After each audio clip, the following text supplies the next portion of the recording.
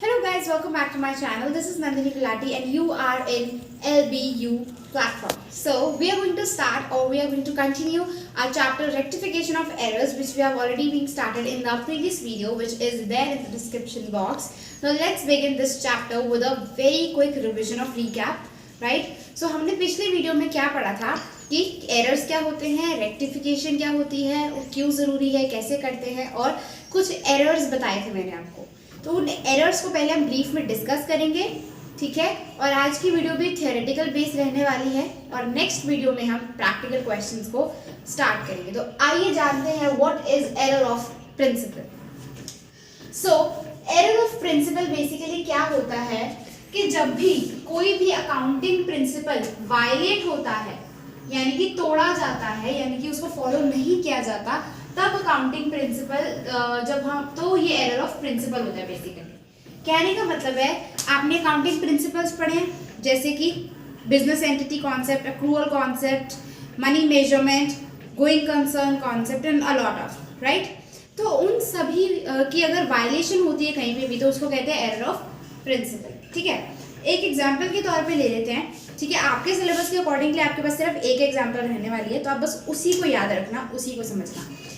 अगर हमारे पास, मैं कहूँ कि मेरे पास मशीनरी है और मैंने उस पर कुछ वेजेस लगाए, ठीक है, मैंने मशीनरी इंस्टॉलेशन के लिए कुछ वेजेस लगाए और मैंने उन वेजेस को मशीनरी अकाउंट की जगह वेजेस अकाउंट में डेबिट कर दिया, तो वो क्या होगा? Error of principle. व्हाई?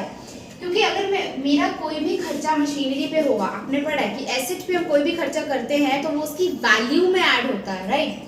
तो आप वेजेस अकाउंट नहीं बना सकते क्योंकि आप वेजेस किसके लिए दे रहे हो? एसेट के लिए, तो वो उसकी वैल्यू में ऐड होने चाहिए। लेकिन आप लिख रहे हो कि मशीनरी, आप मशीनरी को डेबिट करने के लिए किसे डेबिट कर रहे हो? वेजेस अकाउंट को डेबिट कर रहे हो। तो अगर ऐसा केस आता है wages account debit to cash, obviously अगर आपको पता है कि आप वेजेस दे रहे हो तो कैश से दोगे, तो जितनी भी अमाउंट है, लेट्स सपोज 1000, ठीक है, ये आपने एंट्री पास कर दी। तो इसमें क्या एरर है? इसमें एरर ऑफ प्रिंसिपल क्या है? मशीनरी अकाउंट, मशीनरी में आपने पैसा देना था, मशीनरी के लिए आपने पैसा लगाया, वेजेस दिए, इंस्टॉलेशन चार्जेस दिए, तो वो आपने कैसे वेजेस अकाउंट में डेबिट कर दिए? वो तो मशीनरी अकाउंट में डेबिट होनी चाहिए, तो ये क्या हो जाएगा? एरर ऑफ प्रिंसिपल हो जाएगा। Is that clear? Now this is the case we now are going to study in error of principle. सिर्फ ये एक एग्जांपल आपको याद करनी है। वेजेस आपने ट्रीट कर लिए, पर वेजेस क्या है? ये गलत है। यहाँ पर आपका ये कौन सा एक्सपेंडिचर होता है? रेवेन्यू एक्सपेंडिचर होता है। कुछ याद आया? और आपने इस केस में क्या किया है? आपने एक कैपिटल एक्सपेंडिचर, मशीनरी क्या होता है? कैपिटल एक्सपेंडिचर को रेवेन्यू एक्सपेंडिचर की तरह ट्रीट किया है, तो वो एरर ऑफ प्रिंसिपल है। इसके राइट एंट्री क्या होनी चाहिए थी? Machinery account debit to cash. पर अब तो आप ये पास कर चुके हो, आपने तो ये एरर कर दिया, इस एरर को रेक्टिफाई कैसे करेंगे? वेरी सिंपल स्टेप्स जो मैं आपको अभी नहीं बताने वाली हूँ। क्यों? क्योंकि अभी हम पहले सारे एरर्स को समझेंगे, रेक्टिफिकेशन के प्रोसेस को हम समझेंगे नेक्स्ट वीडियो में, राइट। तो यहाँ पर भी अमाउंट आ जाएगी जितनी भी होगी, ठीक है। कहने का मतलब है कि आपको क्या करना था? आपने रेवेन्यू एक्सपेंडिचर यहाँ लिख दिया, वेजेस आपके रेवेन्यू एक्सपेंडिचर में आ जाता है। रेवेन्यू एक्सपेंडिचर क्या होता है? खर्चा जो हम डेली बेसिस या आप कह सकते हो कि छोटे मोटे खर्चों पे करते हैं, और कैपिटल एक्सपेंडिचर जब हम किसी फिक्स्ड एसेट को खरीदते हैं, राइट। तो कैपिटल एक्सपेंडिचर को हमने रेवेन्यू एक्सपेंडिचर ट्रीट कर लिया, which is again a violation of principle. तो बस आपको ये एक एग्जांपल पूरे चैप्टर में याद रखनी है इस एरर के लिए, ठीक है। तो चलिए स्टार्ट करते हैं विद द नेक्स्ट एरर। सो अब इस एरर का नाम है एरर ऑफ ओमिशन। तो मैंने लास्ट वीडियो में आपको बताया था ओमिशन का मतलब। ओमिशन का मतलब जब हम एंट्री डालना ही भूल जाए, कंप्लीटली ओमिटेड, कंप्लीटली ऊपर से चला गया, कंप्लीटली भूल गए, ठीक है, तो उसको कहते हैं ओमिशन, ठीक है। अब मैंने आपको लास्ट वीडियो में ये भी बताया था कि ओमिशन के दो पार्ट्स हैं, which is complete omission and partial omission. तो बस इस हेडिंग के अंदर आपको दो चीजें समझनी है, कंप्लीट और पार्शियल। कंप्लीट ओमिशन, भूल, आपको एरर का मतलब तो पता चल गया, एरर लिख लो, कहीं आप ये भूल ना जाओ कि इसका मतलब भूल जाना है, ठीक है। तो ओमिशन का मतलब होता है भूल जाना, एंट्री नहीं डाली आपने, ठीक है। तो कंप्लीट ओमिशन का मतलब है आपने ना उसे जर्नल में रिकॉर्ड किया और ना ही आपने उसको लेजर में रिकॉर्ड किया। पार्शियल ओमिशन का मतलब है आपने उसको जर्नल में तो रिकॉर्ड किया है लेकिन लेजर में जो रिकॉर्ड है वो नहीं किया। कंप्लीट ओमिशन का मतलब है ना जर्नल और ना ही लेजर। पार्शियल ओमिशन का मतलब है कि जर्नल तो है लेकिन लेजर नहीं है, मतलब लेजर में पोस्टिंग नहीं की, लेजर में पोस्ट करना भूल गए। और कंप्लीट ओमिशन का मतलब है कि दोनों में करना भूल गए, ठीक है। अब आपको यहाँ पे जर्नल और अब आपको यहाँ पे लेजर जो है ना ये और जर्नल जो वर्ड्स है ये नहीं मिलेंगे यहाँ पे, जर्नल और लेजर वर्ड्स। यहाँ पे आपको वर्ड्स मिलेंगे, जर्नल के लिए क्या मिलता है, रिकॉर्डिंग, राइट, रिकॉर्ड करना, और लेजर के लिए यस क्लासिफाई। तो ये दो वर्ड्स यूज किए होंगे यहाँ पे, यानी कि जिस ओमिशन में हमने कंप्लीटली ना रिकॉर्डिंग की ना क्लासिफाई किया वो तो हो गई कंप्लीट ओमिशन। जिसमें हमने रिकॉर्ड तो किया लेकिन क्लासिफाई करना भूल गए, लेजर बनाना भूल गए, उसे क्या कहेंगे, पार्शियल ओमिशन। तो बस यही था, इसमें आपको ज़्यादा डीप में जाने की जरूरत नहीं है। मतलब आप फ्यू जब हम रेक्टिफिकेशन करेंगे तो आपको समझ आएगा। अभी के लिए आपको जितना जानना चाहिए उतना आपको जानना, मतलब उतना आप जान चुके हो, ठीक है। तो अब स्टार्ट करते हैं नेक्स्ट एरर। तो ये वो गलती, ये वो एरर है, एरर ऑफ कमीशन, जिसकी हम अब बात करेंगे। इसमें वो गलतियाँ होती हैं जो हम अक्सर करते हैं। ये हम आपने जर्नल पढ़ा, जब आपने लेजर पढ़ा तो आपने ये गलतियाँ हो सकता है खुद की हो, तो उन्हीं एरर्स की हम बात करेंगे और उनकी रेक्टिफिकेशन की बात करेंगे नेक्स्ट वीडियो में। तो एरर क्या कहता है, तो एरर ऑफ कमीशन में अब कौन सी गलतियाँ आती हैं बेसिकली। पहला आता है एरर ऑफ रिकॉर्डिंग, मतलब आप रिकॉर्डिंग में गलती कर देते हो। फॉर एग्जाम्पल आपने रिकॉर्ड करना था कुछ, कर दिया कुछ, है ना। अब ये आपने करी होगी गलतियां। एक एग्जांपल से इसको और डीपली समझते हैं। तो एक एग्जांपल लेते हैं कि हमने गुड्स बेचे रामू को, ठीक है। मैं यहाँ पे लिख देती हूँ आपके लिए एक entry, goods sold to Ramu. तो आपने इसकी जर्नल एंट्री गलत डाली। इसकी जर्नल एंट्री क्या बनेगी बच्चा, यस बिल्कुल सही, यहाँ पे बनेगा Ramu account debit. Ramu debit होगा ना, सेल कर रहे हो आप, गुड्स सोल्ड टू रामू, तो टू सेल्स, ठीक है। और अमाउंट आप मान लो 10,000, ठीक है। ये तो इसकी सही एंट्री होगी बच्चा। लेकिन आपने एरर ऑफ रिकॉर्डिंग में एक एरर कर दी, ठीक है। अब वो एरर कुछ भी सी हो सकती है। सपोज कर लो आपने यहाँ पर क्या किया, आपने लिख दिया परचेजेस अकाउंट डेबिट। एंट्री तो सही डाली लेकिन क्वेश्चन के अकॉर्डिंग गलत होगी। अगर हमने गुड्स खरीदे होते तो ये एंट्री आती, लेकिन हमने तो गुड्स बेचे हैं, तो क्या ये एंट्री आएगी, नहीं। तो ये एंट्री क्या हो जाएगी, गलत। तो ये कौन सा एरर हो गया, एरर ऑफ रिकॉर्डिंग, ठीक है। यहाँ पर एक कॉन्सेप्चुअल बात ये है कि आपने बस गलती कहाँ की, एरर कहाँ की, रिकॉर्ड करने में करनी थी आपको सेल्स क्रेडिट, कर दिया आपने रामू को क्रेडिट। करना था आपको रामू डेबिट, आपने कर दिया परचेजेस को डेबिट। तो ये तो हो गया ना कंप्लीटली रॉन्ग। सामान खरीदने की एंट्री अलग होती है और बेचने की एंट्री अलग। तो यहाँ पर ये गलती है एरर ऑफ रिकॉर्डिंग में। अब एरर ऑफ कमीशन के अंदर ही एक और एरर है जो अब हम डिस्कस करने वाले हैं। अब है नेक्स्ट एरर है एरर ऑफ कास्टिंग। तो ये बड़ा मजेदार होता है। कास्टिंग का मतलब होता है कि जो भी आपने अमाउंट दिया ना वो आपने गलत कास्ट करी है, मतलब एंट्री सही डाली है, रिकॉर्डिंग बिल्कुल सही करी है एंट्री की, अमाउंट जो है ना वो गलत डाली है। सपोज हमने लास्ट एग्जांपल ली थी, goods sold to Ramu for ₹12,000, ठीक है। मान लो कि 12,000 के गुड्स हैं और आपने कास्टिंग में क्या करा, आपने सपोज गुड्स सोल्ड किए तो आपकी एंट्री क्या बननी चाहिए थी, रामू अकाउंट या simple Ramu debit to sales, ठीक है। अकाउंट नहीं आएगा इसके साथ, जो मैंने पहले लिखा था वो गलत हो गया था, रियली सॉरी।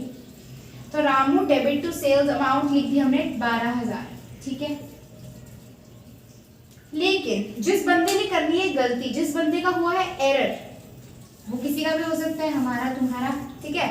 तो रामू डेबिट टू सेल्स, तो एरर ऑफ कास्टिंग में सपोज 12,000 के गुड्स हमने उसको बेचे थे, लिख दिए मैंने 1200 के,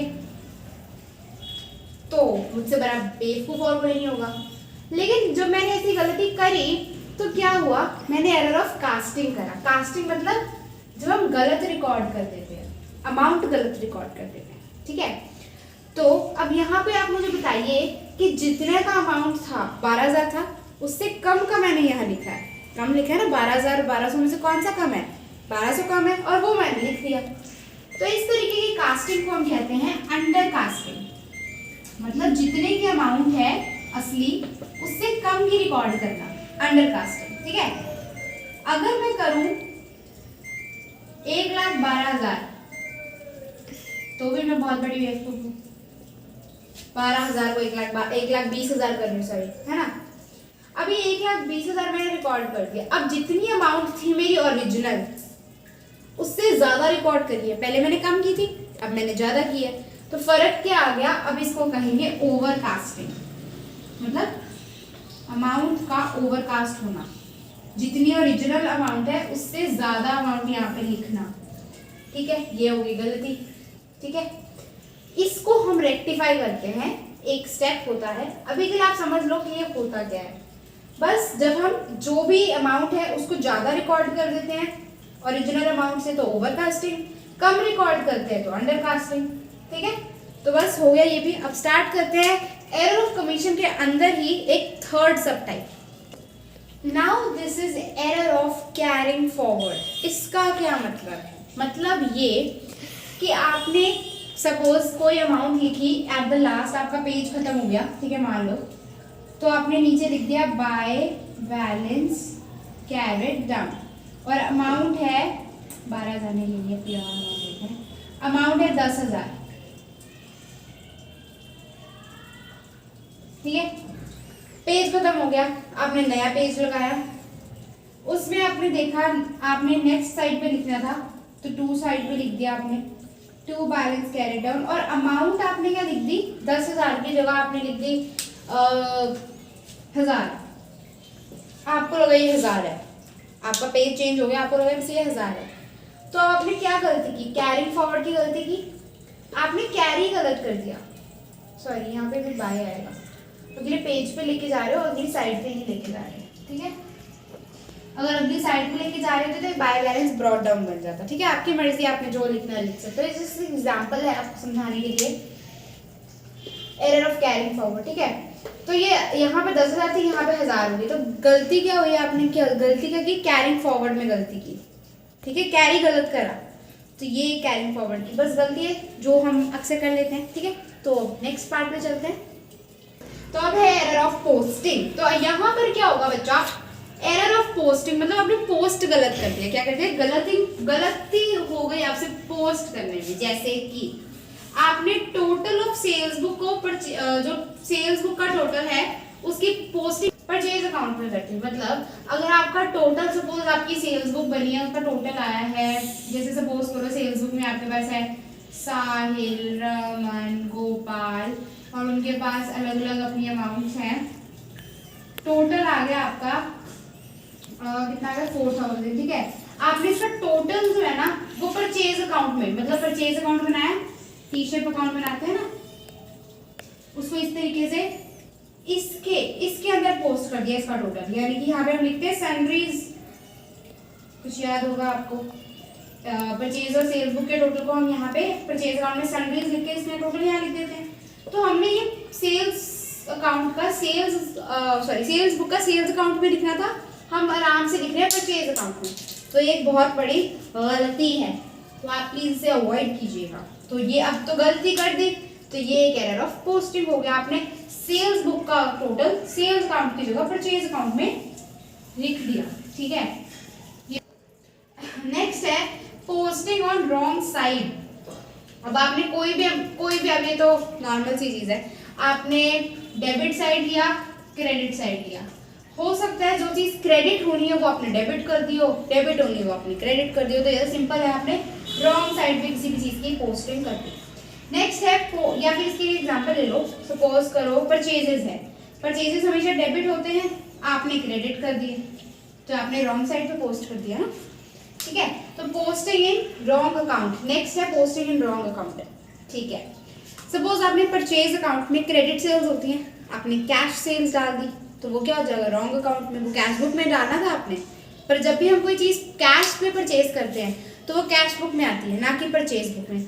आपने उसको लिख दिया परचेज बुक में, तो ये भी हो गया एरर, रॉन्ग अकाउंट। और अगर आप बुक में ही गलत डालोगे तो अकाउंट में तो डेफिनेटली गलत जाएगा ही जाएगा, जब आप बुक में से लेजर की पोस्टिंग करोगे। इन सिंपल वर्ड्स, अगर आपने सपोज परचेज अकाउंट बनाया, परचेज बुक की बात नहीं कर रही हूँ मैं, अकाउंट की बात कर रही हूँ, ठीक है, जो टी शेप होता है, उसमें आपने क्या किया, उसमें आपने यहाँ पे लिखना था कुछ सपोज आपने रॉन्ग अकाउंट में डाल दिया। एक एग्जांपल ले लो, जैसे सेल्स अकाउंट का, तो अपने सेल्स अकाउंट में लिखना था रमन, टू रमन, ठीक है, और अमाउंट लिखनी थी, आपने टू रमन को यहाँ लिख दिया, तो ये रॉन्ग अकाउंट में पोस्ट हो गया ना रमन। तो सिंपल वर्ड में ये हो गया, ठीक है। तो ये था एरर ऑफ कमीशन। अब एरर ऑफ कमीशन हो चुका है complete. Now will be starting with the next type of error which is compensating errors. Error of compensating या सिंपली कॉम्पनसेटिंग एरर्स। तो compensating with the name itself it is very clear that compensate करना क्या मतलब होता है। Compensate करना, कुछ words को आपको इंग्लिश में भी पता होना चाहिए। कॉम्पनसेट का मतलब क्या होता है कि यहाँ से अगर सपोज इफेक्ट नलीफाई हो गया किसी चीज़ से, सपोज आपने यहाँ पे रमन का अकाउंट बनाया और यहाँ पे श्याम का अकाउंट बनाया। लेजर अकाउंट की बात कर रही हूँ, तो लेजर अकाउंट की तरह ही इसको समझना, Raman account and Shyam account. तो आपने रमन के अकाउंट में सपोज यहाँ पे लिखना था, यहाँ पे लिखना था आपने बाय परचेजेस, ठीक है, अमाउंट आनी थी 1000 रुपए। आपने गलती से ये रमन के अकाउंट में डालने की बजाय श्याम के अकाउंट में लिख दिया बाय परचेजेस और अमाउंट लिख दी 1000 रुपए। तो अब दोनों ने एक दूसरे को नलिफाई कर दिया, मतलब यहाँ पर अमाउंट तो उतनी है, मतलब ट्रायल बैलेंस के टोटल में तो कोई इफेक्ट नहीं पड़ने वाला। रमन के अकाउंट में 1000 रुपए लिखने थे, आपने रमन के अकाउंट की जगह श्याम के अकाउंट में लिख दिया 1000 रुपए। तो बात ये होगी कि ये है तो एक एरर। कॉम्पनसेटिंग एरर का मतलब होता है कि वो एरर्स जो एक दूसरे के इफेक्ट को, दो एरर्स होते हैं, इसमें पोस्ट नहीं किया और इसमें पोस्ट कर दिया, इसमें पोस्ट होना नहीं था लेकिन, तो दो एरर्स हुए, एक इसमें पोस्टिंग नहीं की और एक इसमें पोस्ट कर दिया, दो एरर्स हो गए। और इन दोनों एरर्स ने क्या किया, एक दूसरे के इफेक्ट को नलिफाई कर दिया, खत्म कर दिया। ये एरर है, ये किसी को पता नहीं लगेगा, पर है तो ये एक एरर ना। तो compensating errors basically are those errors which nullify the effect of each other, ठीक है। सपोज अब एक और एग्जांपल देखते हैं। सपोज रमन के अकाउंट में हमने 100 रुपीज डेबिट करने थे, ठीक है, रमन के अकाउंट में हमें 100 रुपीज डेबिट करने थे, हमने क्रेडिट कर दिए, बहुत अपने आप को महान समझते हुए क्रेडिट वाली साइड लिख दिया, ये डेबिट साइड होती है। और श्याम के अकाउंट में हमने 100 रुपीज क्रेडिट करने थे और उसको हमने बहुत महानता से डेबिट कर दिया, डेबिट साइड लिख दिया।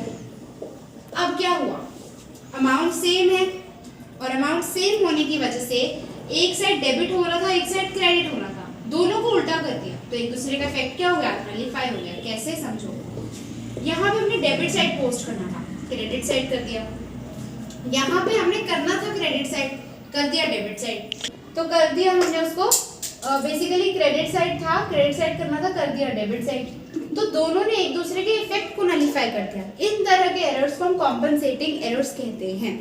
So this was all about this video, and I really like this video definitely will help you, and so please subscribe to my channel and definitely wait for further new videos about this chapter, and we'll be definitely covering this chapter in few parts.